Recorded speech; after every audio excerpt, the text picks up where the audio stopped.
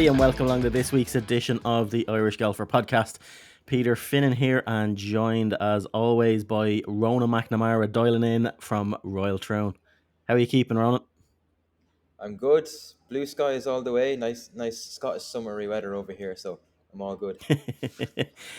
We have to come out and say, well, I suppose before we get stuck into anything, this podcast is brought to you in association with Cleveland Shrixon Golf. So they're having quite a good week up near the top of the leaderboard this week. So we'll get into a little bit more of that now in a minute. But we tried to do a preview pod. I left Royal Troon there yesterday. We tried to do a preview pod, and we had an absolute nightmare the other day with microphones. So it's taken you to stay there, me to come home, get our mic stuff sorted out to finally get on this. We were meant to have a preview pod on Wednesday. Technical difficulties just didn't happen.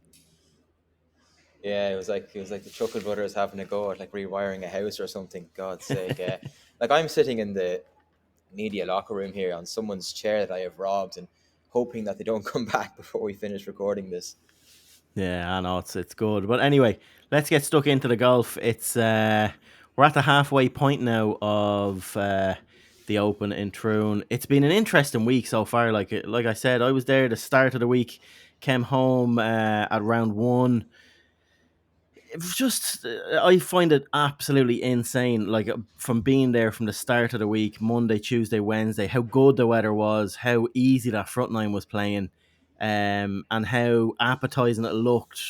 Looking at hole cinches, I'd love to be up there. The second I got home and started watching this on telly, and the wind changed everything. Like it, I'm just looking at it going, oh, thank God I'm off site. Thank God I'm not there, because it's a nightmare to get around the place, isn't it? Yeah, like this is the wind they didn't play in practice, so it's a completely new and different golf course for everybody. It's into off the right on the front nine, and then it's kind of playing cross then as you kind of make the turn, and then the last 5 or 6 holes are playing down off the left, and it's just like the back nine is notoriously difficult here anyway, so there's no real advantage that the back nine is playing down, but it's made the scoring part of the golf course, the front nine, just playing ridiculously difficult, particularly on Friday afternoon as this is being recorded. Like you look at the likes of McIlroy, Bob McIntyre, Justin Thomas, they've been absolutely blown out of it on the front nine so far. Yeah, and it really has been. Like we said this earlier on in the week when we're doing all our preview stuff, when we're sitting down with all the Irish players and all the runners and riders and going through everything. Right from the start, Shane Lowry has looked, sounded and felt so in his comfort zone since he landed on this property. Absolutely, and for 35 of the 36 holes, he has been in his comfort zone, really, to be honest. Like the change of wind just completely negates the advantage of big hitting, especially on the back nine. It just brings the whole field closer together, and it's been pretty much ideal Shane Lowry conditions. Like the golf he played the first few days has been absolutely excellent. And what's even more impressive is obviously what we'll get into now in a minute, I'm sure, his response after the double bogey on 11. Like he really knuckled down and really put his foot and grabbed this tournament by the scruff of the neck, and he deservedly leads. Yeah, no, definitely. I suppose before we get stunk into it, we'll roll the audio of his round two presser. He came into you guys in the media centre there a couple of hours back at this stage and went through. So we'll play that and then we'll dissect a little bit on what we think of it. 2 under par, 69 today. What were your thoughts on today's performance? Yeah, it was good.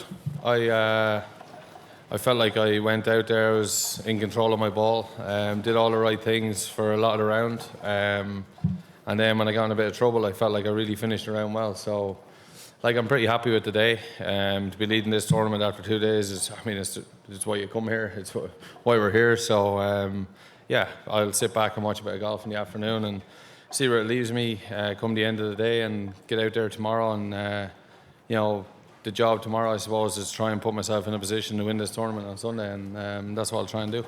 Okay, we'll take questions from the floor. Microphone number 1, Phil. Shane, could you just talk us through number 11, but also more particularly how you responded to it over the last few holes? Yeah, I did the hard part. I hit my drive where you could find it, which is obviously it's a hard thing to do on that hole, but. And I had a nice lie in the rough, and I got a little bit distracted on the right just as I was over the shot, and I kind of lost a bit of train of thought, and you're so afraid of going right there that, I just snagged the club and went left. And then from there, I hit a great provisional. The referee asked me going down, did I want to find my first one? And I said no. So I assumed that was okay. And then we get down there and somebody had found it. So apparently we have to find it then, or you have to go and identify it, which I thought if you declared it lost before it was found, that you didn't have to go and identify it. But, I felt like through that whole process of that 20 minutes, it was whatever it was, of taking the drop, seeing where I could drop, I felt like I was very calm and composed, and really knew that I was doing the right thing, and I felt like Darren did a great job too. I just kind of, he kept telling me we have loads of time, we don't need to rush this, we just need to, do the right thing here. And to be honest, I was happy enough leaving there with a 6. It was not like, it wasn't a disaster. I was still leading the tournament, and I think the 12th hole for me was key. 12 was playing very difficult, straight into the wind, and I hit driver 4-iron there, 2 of the best shots I've hit all week, to about 30 feet and mid-par there. And, from then on, I felt like, down out of left coming in, it was playing quite difficult, but I felt like you could give yourself chances on the way in, and, that's what I did. Okay, Brian. Yeah, Shane, you look just remarkably composed, really, for the last 2 days, never really flustered at all by anything. Maybe that moment on the 11th, perhaps. But can you describe, the feelings you get when you come to a links course? Do you feel, when it's windy and it's blowy like this, that maybe you've got a little bit of an advantage? Do you feel a comfort level in that? Sometimes you do, sometimes you don't. Like I get to conditions like this, and I know I can do it. I know I can deal with it. And there's an art, or there's a, it's quite difficult to stand up there from 190 yards and make yourself hit a 4-iron as low as you can. It's quite difficult to tell yourself that. So, I feel like the 3 weeks I've had at home, the golf I've played in Ireland, coming here and doing my recce here a few weeks ago, I feel like that's all helped. But I have felt quite calm and composed over the last couple of days. I felt really in my comfort zone, and I'm pretty happy with how things have gone. Okay, microphone number 2, just in the front. Shane, obviously leading at the halfway stage, competition you've won before. How does it change when you're leading? Everyone's chasing you, and how much can you lean into that previous experience from years ago going into the weekend?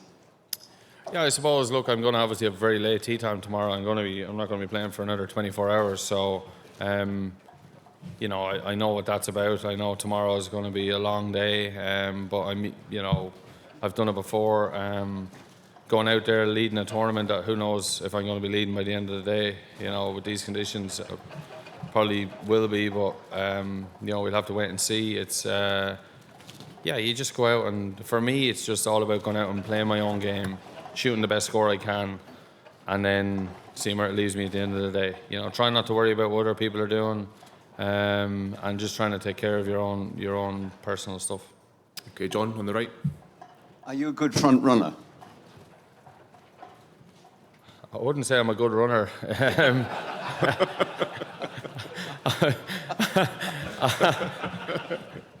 I don't know. I've put myself there in a few big tournaments and I've managed to knock them off. So I've done it a few times. I don't know. It's it's hard to win tournaments. So we'll see. I'll tell you Sunday evening. Can I have a quick follow-up? How much stronger was the wind, and how much harder was the wind at the end of your round compared to the beginning? Yeah, the front 9 is going to be playing very difficult this afternoon, because the wind is like a quarter different than it was maybe yesterday when we played. The back 9 was nearly straight out of left with a little bit of help, but it's got more help today. So the back 9, although it would have been downwind, plays easier. But yeah, the front 9 is going to be very difficult, and that wind is very strong. So the golf will be interesting this afternoon. Okay, Phil. Shane, you said on the second shot at 211 you lost your train of thought. Yeah. Firstly, was that a joke? No. Yeah. Was it a camera going off or just anything? there was a cameraman there, and he was walking up, and I asked him to stop and move back, and he just kind of stayed there. And as I was over, he put his camera up, and I kind of saw it out of the corner of my eye, and I should have stood off it. My own fault. But, and secondly, David Howell was commentating with your group for Sky Sports. He said the fella who found your ball was feeling a bit sheepish when he realised that you probably didn't want that to happen. Were you aware of that, and did you see the spectator who found it? No, I didn't see anyone. I just was trying to figure out what I was going to do, how I was going to make a 5 or a 6.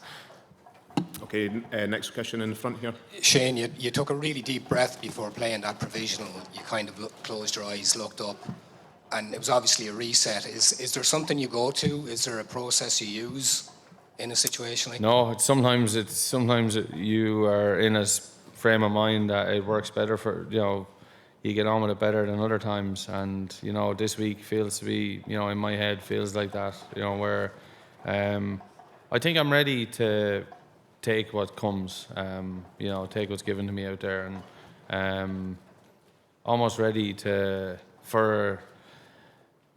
without being negative, I'm ready to, anything that's thrown at me, I feel like I'm ready to take it on the chin and move on. And I just have to deal with it and try and, make the best of it and see where it leaves me. Okay, microphone number 1.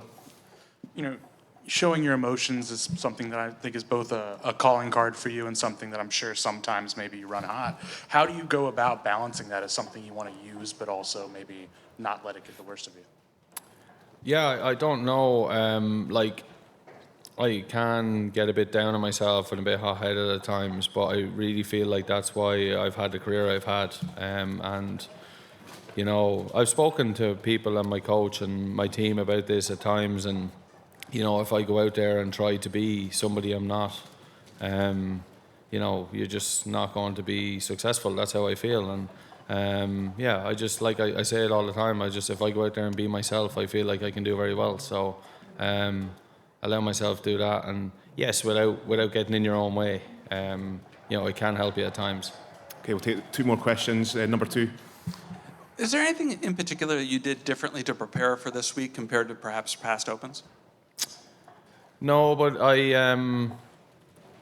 played. I didn't play the Scottish Open last week. I played the Scottish Open last year, and it's the first time I missed a cut in the Open in a few years. So I decided not to play it this year. I always say 2 of my favourite weeks of the year are the week before the Masters and the week before the Open, where I like being at home in Florida, preparing for Augusta. I go on a trip there. I just like the kind of routine of getting ready for a big tournament, and I always really enjoy my week in Ireland the week before the Open, and I go around and play some links golf and hang out with my friends, and I really feel like that puts me in a good frame of mind going in to play a big tournament. Okay, the final question front here. Shane, congratulations today. When you win big. Should the chasers be worried about you in this form? I don't know. Let them, honestly, I'm not sure Scottie Scheffler's too worried about anyone, you know what I mean, with the form he's in. So, he's obviously on the leaderboard, and he's one person that people are going to be talking about. There's some other guys there as well. I see Justin Rose going well. This guy, Daniel Brown, I've never played with him, but obviously he had a great day yesterday and looks to be going all right today. I don't know. I think if I give myself a chance on Sunday, I know I can do it, and that's as good a position to be in as any. Okay, we'll bring things to a close there. Shane, thanks for your time and well played today. Thank you. All right, so he gave some good insight there onto a few things. So first of all, I suppose the 11th, he had an absolute nightmare, but he bounced back unbelievably well. To break down what happened on 11, everyone has seen it, but I didn't know it was a photographer down in front of him that kind of got in his way a little, asked him to move, and then he just pulled his lens out and it just got in his head. But he should know not to pull the trigger when he's something in his head like that. But how he reacted afterwards, the time he took, it's really nice to hear him, because he came out quite bullish at the start of the week about Harry Diamond and about Rory, and how really good to hear how Darren Reynolds on his bag really stepped in, calmed him down, just tell him out straight, we have loads of time here, just chill out, relax, get it done. And he scrambled a really, really good 6 out of the hole. Yeah, if as good double bogeys go, that was right up there. Getting a 6 was an absolute result, full stop result. It wasn't quite Jordan Spieth and Birkdale in 2017, but it took him 28 minutes to play the hole. But how he responded was absolutely brilliant. The par on 12, which is another treacherously difficult hole, was absolutely massive. And then he got out of 14 with a 7-footer for par. Another one just huge for momentum.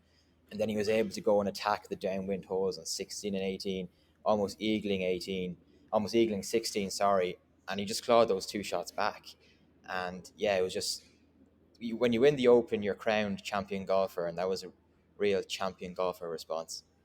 Yeah. No, he's just playing all the shots. Like he's called himself. Now he did remark in his press conference yesterday. He did make some good points, saying like that this south wind that they're getting now, that none of the players really practiced in or legislated for. He played it when he was over 2 weeks ago, and he was one of very few that was on site at that time. So the massive advantage. But even that aside, I just feel even if he hadn't played that wind, Shane Lowry is the only one of very few in the field that I see coming out this week, not trying to overpower this golf course, playing all the right shots. He even said it in his own press conference. Like, it's very hard when you're 180, 190 yards out to actually on purpose hit your forehand full-blooded 10 foot off the ground and trust it. He is the only one that I've seen consistently in this field playing those knockdown shots, playing what's required. The other guys just like the artistry seems to be gone out of a few of the guys' approaches, and this course is just eating them up and spitting them out. Yeah, and I suppose just before I go on to that, I'm in the locker room here in the media centre, which is close enough to the 18th, and I've just heard the mother and father of all roars going up from outside. So Justin Rose is 5 under. He's after birdie in the last. But like as you mentioned there, not trying to overpower the golf course. You look at the leaderboard, Peter. Like there's no one there I consider to be a power hitter. They're all players who are excellent at plotting their way around the golf course Yeah, from tee to green, and ball strikers. that's just what the wind has done. And I have to give credit to Ramey Burns. He does a lot of commentary for Open Radio, as most people know, and he called it. He said this wind is just going to negate power hitting completely and bunch it together. And he actually called Larry from the start, so he's looking good so far. Yeah, no, it is. It's whatever about like in the past. Shane has like one of his big flaws sometimes would be how hard he is on himself, and he talks about this a lot. And for him to snap right back into it, take like you say 28 minutes to finish that 11, how he bounced back on 12, then comes home, throws in a few more birdies, finishes off birdie in 18 as well, shaved the edge of the hole on 17 as well. He is just hitting all the right shots, and it's going to be very hard. Like the wind that's there, no one's going to come on an assault in this golf course and actually come up behind these guys and like come in, shoot 62, 63, 64, 65 from nowhere. Like that's just not out there in this golf course in those winds. So he's in an unbelievably good position to narrate the rest of this golf tournament on his terms once he keeps golfing his ball the way he is. Yeah, and 10 under has been mooted as the winning score from even way before the first tee shot was hit, and he's pretty close to that at the moment.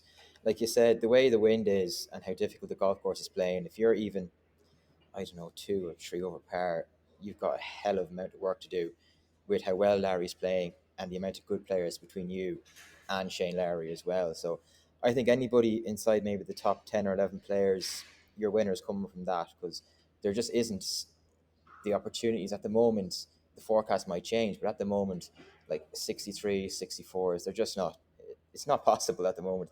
It's just so difficult out there. That's it. There's only 10 players under par, like so far. Like it's just, it has been a seriously good test of golf. Yeah, and like you take Henrik Stenson and Phil Mickelson's scores out from 2016, it was pretty much another brutal test of golf here as well. Like it's been a brilliant first 36 holes. I think it's brilliant to see, the players struggle, and it highlights something that maybe needs to be discussed. Like, are these modern golfers able to, play tough conditions? They're so pampered on the PGA Tour. Week in, week out, you can nearly predict what score is going to win it. You can't predict it out here. And you look at the amount of big names who've stumbled and faltered and have honestly just almost disgraced themselves in some ways. Like it's been thrilling just to see proper golf, proper shot variations.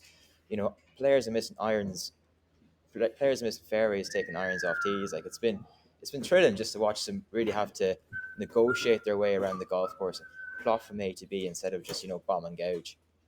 Yeah, no, definitely. And look at what's stacking up behind Shane as well. Dan Brown, bit of an unknown quantity, but really stuck to his guns, like shot a 72, 1 over today. to put himself right in the mix into the weekend. He has everything to play for and nothing really to lose, like with regard to his career prospects.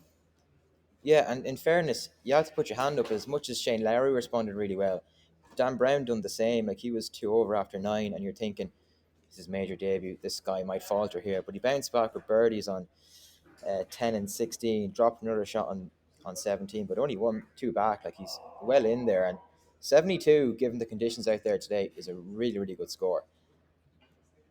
Yeah, definitely. And then in behind him, like you say, you've just heard the roar there from Justin Rose Yeah. finishing off.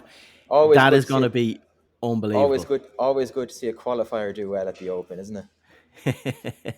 No, but he is someone that is extremely, when you look at the group of 4 or 5 players that are behind that, like only another couple of shots back. So like, you've Justin Rose on 5 under and Dan Brown on 5 under. You look at the bunch that are on 1 and 2 under. There are some seriously good ball strikers and talent between Xander, Jason Day, Scheffler's there, Billy Horschel is there, like Pat Cantley as well. There is some serious, like, this is by no means going to be easy over the weekend. If anything, Shane might come back to these a little, but it's just, can these guys that are chasing consolidate, put better scores in round 3, round 4, and mount a charge up there near the top? Yeah, and Scotty Scheffler is obviously your danger man. Let's be honest about that. He really put a serious back 9 together, and there was a nice sigh of relief from the Irish presence in the media centre today when he bogeyed the last, just to give Shane a bit more breathing space going into the weekend. Because, I mean, Scheffler, we were saying he's going to be 1 or 2 under forever, and just still be up there. He's just plotting his way around, doing what he does. Doesn't look like he's doing much, but it's just so effective. Yeah, no, that is. And looking into that, like, Shane even remarked on that in his press conference about, like, being a front runner and having a target on his back and stuff like that. Like, Scotty Scheffler does not care who's in front of him. He's just gonna plot his way, golf his ball, and see where he finishes up. But He Shane cared Lowry on would the. really fancy himself from here. I'll hold you on that one. Now, he cared about who was in front of him on the 7th today. He cared a lot who was in front of him on the 7th today. He was standing in the middle of the fairway, and here's the world number 1 waiting for Shane Lowry to roll it in for birdie on the 8th green. So, I tell you, Shane waits for no one. No, well, that's the thing. That's what I was gonna say. That, like, you're you're the way it is, the way it's set up, like with that 5-shot difference between Shane. Like, Shane will really fancy himself over 2 rounds to have 5 shots on someone like Scotty Scheffler, and will back himself no end to do it. But on the opposite side of the stick, Scotty Scheffler is looking at that. Look how difficult these conditions are. Look how tough this is going to be over the next few days. They're masters at knowing what's required. This is not going to be a birdie fest. This is batten down the hatches. There are very few green light holes in this golf course that you can go at. Yeah, and it's textbook. Keep the big numbers off the card. Pars are good scores, and just pick off the birdies when you can. And Scheffler's probably the best at that in the world at the moment. And just looking through the leaderboard, he's definitely the one guy that I would watch. And it would be great if Shane could stay up there and maybe play the final group on Sunday with Scheffler. That would be great viewing on the television. For you, anyway. Yeah, no, I'll be out there anyway. The other Irish as well, it's been a mixed bag. Like, Rory's having an absolute nightmare. And, like, what it's hard to fathom how he looks underprepared. He looks void of ideas. Like, there's no middle ground with Rory McIlroy anymore. It's all duck or no dinner. And this is more. I would actually say this is more catastrophic mentally for him than Pinehurst was a few weeks ago, because this is meant to be what he thrives on: ball striking, dominating golf courses, doing it, and he's just it's been a shambles this week. It has been a shambles. There's no easy way of putting that. Yeah, it's been a disaster, Pete, to be honest. And look, he's not the only big name to have been a disaster so far this week, but like, he's on course to finish last in the Irish rankings. Yeah, look, we know the mental toll. Well, we've questioned the mental toll that the US Open at Pinehurst has taken on him. The Open Championship is just a complete utter test of concentration and focus, and just that mental ability to just keep plugging away. And yeah, you can't really say the big thing about Rory. Everyone says he's great bounce back ability, resilient. he's been anything but this week. And yeah, look, it's going to be going into 11th year now without a major. And I actually don't know where he goes from here, to be honest. He's at a real low ebb, you'd have to say, at this moment. Yeah. Well, it's hard to believe. It is. I'm just finding it staggering because after this is done, he'll kick into gear and probably win the FedEx Cup or something. Well, Scotty probably has that wrapped up, but he'll definitely challenge him for it. So it's mind boggling sometimes how it pans out for Rory. But yeah, it has been a bit of a shambles this week, and for him to come into the press center yesterday and say, "Oh yeah, the wind changed. I had a game plan, and I didn't really adjust well to the wind change and stuff like that." Like, I just find it mental that he could not cope with a wind change Yeah, because let's be real, wind changes happen most every of the week. week. You get them for maybe one round at least. I know with the Open it can obviously be more sinister and severe because it is on a links course, but yeah, look, I mean, his Open chances, they kind of ended on the railway line on the 11th yesterday, to be fair. Like after that, he was just gone. Yeah. I But have still been though, impressed. Like there's been other bright sparks for the Irish as well. It hasn't been completely doom and gloom because Rory's, just floundered.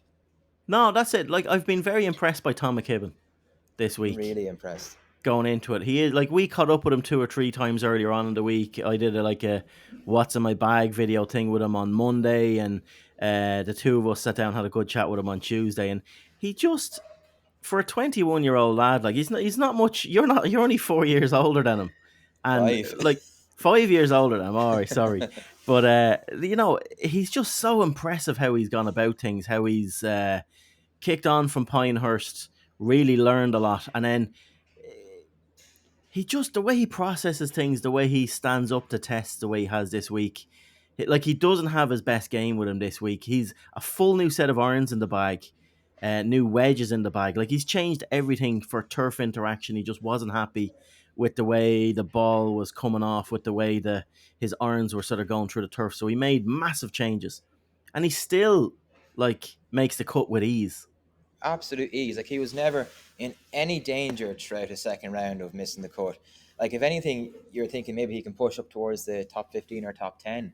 Like he was 2 over after round 1, and he was really down on himself. He was very overly harsh on himself, to be honest, because his 2 over score just improved as the day went on.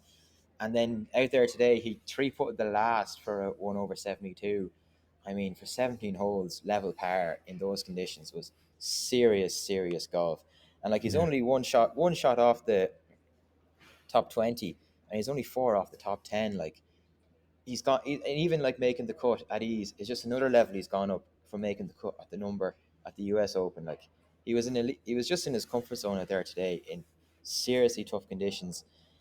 And you can tell a lot about someone just by how they carry themselves. And he's just cool, calm, and collected all the way.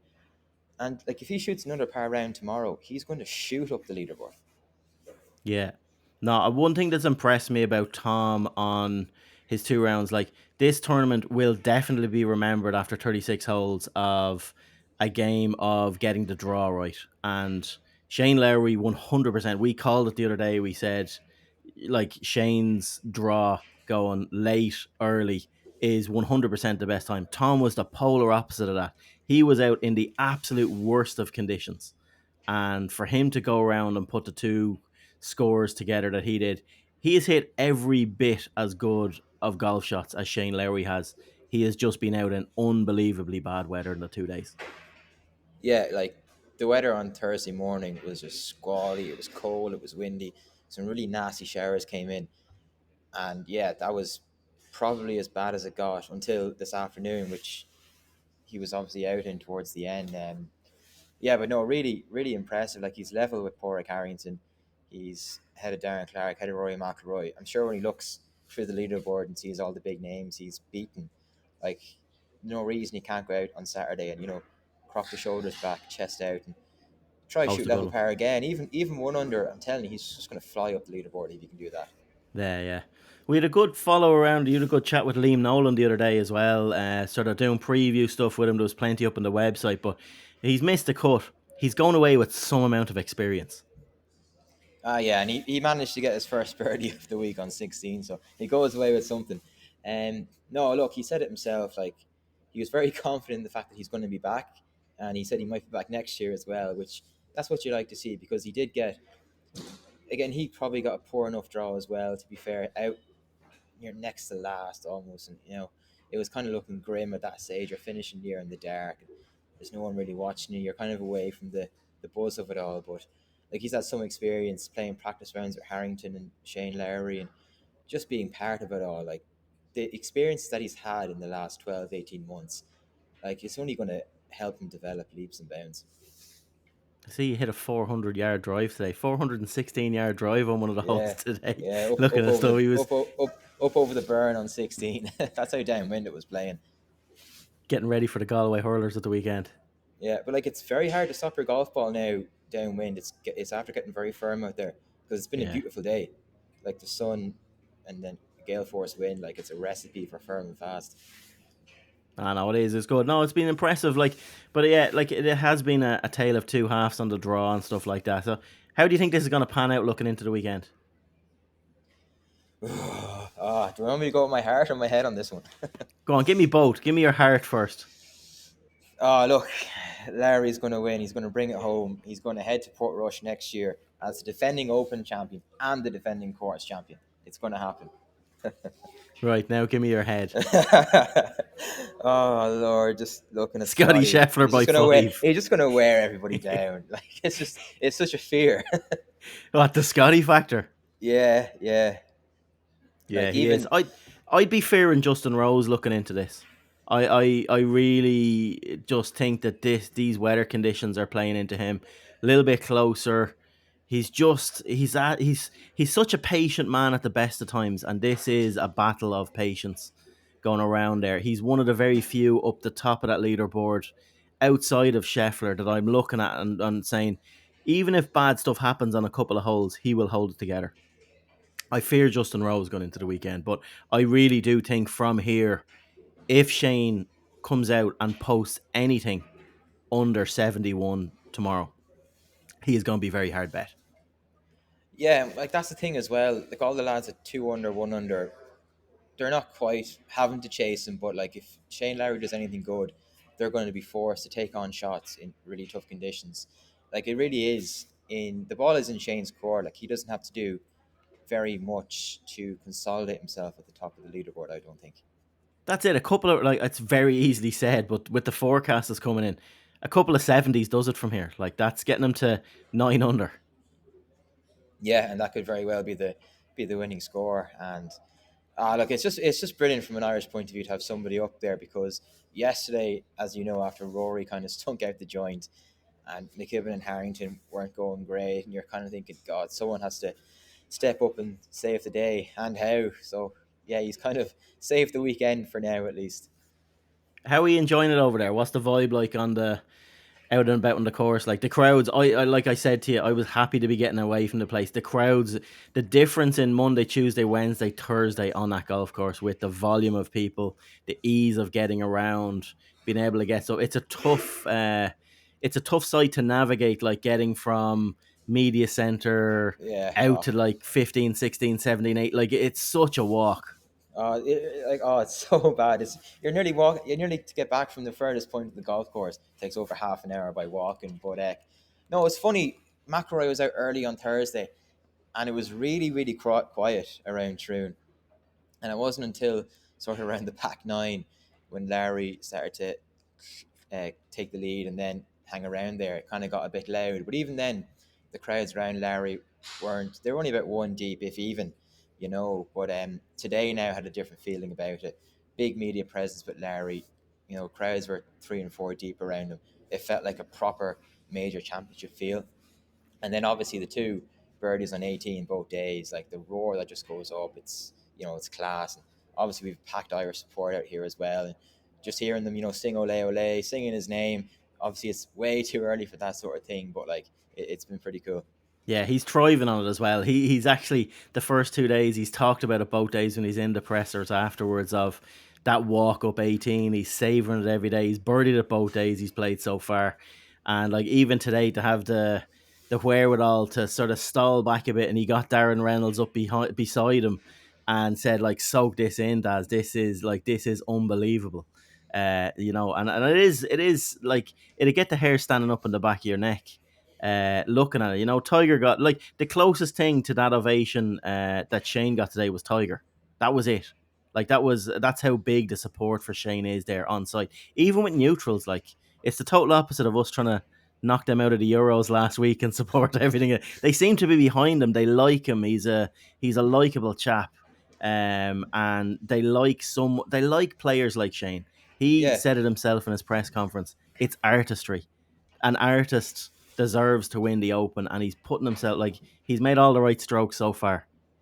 But even like his demeanor as well really endears himself to the crowd. Like, he's playing with Cameron Smith and Matty Fitz, who are two, fairly, I suppose, laid back and kind of dullish type of characters. Where Shane, is really intense when he's going well. He'll give the fist bumps, and he'll really get into it. You feel you're going to warm to him, and you want to really try and cling on to him and go along with him for the ride as well. So he has that effect on people as well. The one thing, we leave it at this then. The one thing I was surprised about, that drop on 11, when he did lose the ball, he thought, or put it into the bush. The fact that he called it, like, he knew that ball was in serious trouble. And I learned something about the rules today. I did not know that, like, if once he called it a provisional, if someone finds it, he has to go, or if someone finds a ball, he has to go over, and he can't. He thought he could just declare it lost, and that ball is gone.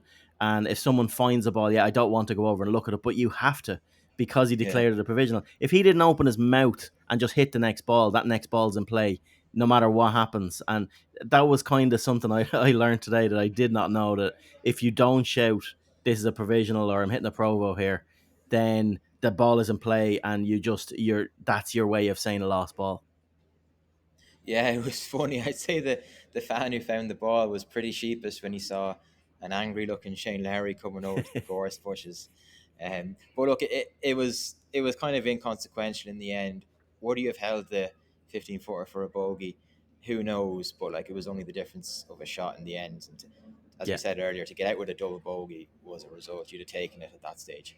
No, good. What's the plan for the rest of the day and into tomorrow then? Hopefully get out of here and go to bed early. Maybe get a couple of pints. A few pints with the lads. You get a bit of a lie-in tomorrow anyway. You're not too bad, You don't have to be coming here to crack it on tomorrow. Yeah, nobody made the cut on the number, thank God. Not even poor Harrington. Like, actually, Harrington was pretty good in his media duties afterwards. Like, he said he's played so well but putted so badly, and coming into the Open he was putting so well but hitting the ball so badly. But like, I still think it's a testament to his ability. 52 years of age, again, out in brutal conditions, made the cut pretty easily. And you look at all the former champions who are in their 50s, they might as well have not bothered turning up. And Harrington, like, it just shows he's still competitive at this level. Yeah, no, it'll be good. We're all set for a big day tomorrow anyway. Go and enjoy your few pints over in Troon. Enjoy your good night's sleep, and you get a lie in. And we'll probably log back on tomorrow night as well after Shane's done. Hopefully you'll have your microphone sorted out for tomorrow as well. It'll be grand. That's very unlikely, but anyway. Right, everyone, cheers for tuning in. We'll be back again tomorrow with more... few more nuggets from Royal Troon, from Ronan on the ground over there. You've a bit of radio duty to do now after this. You have a few more boxes to tick before you go home, but Popular man, right. Cheers. Thanks for tuning in. We'll chat to you again tomorrow.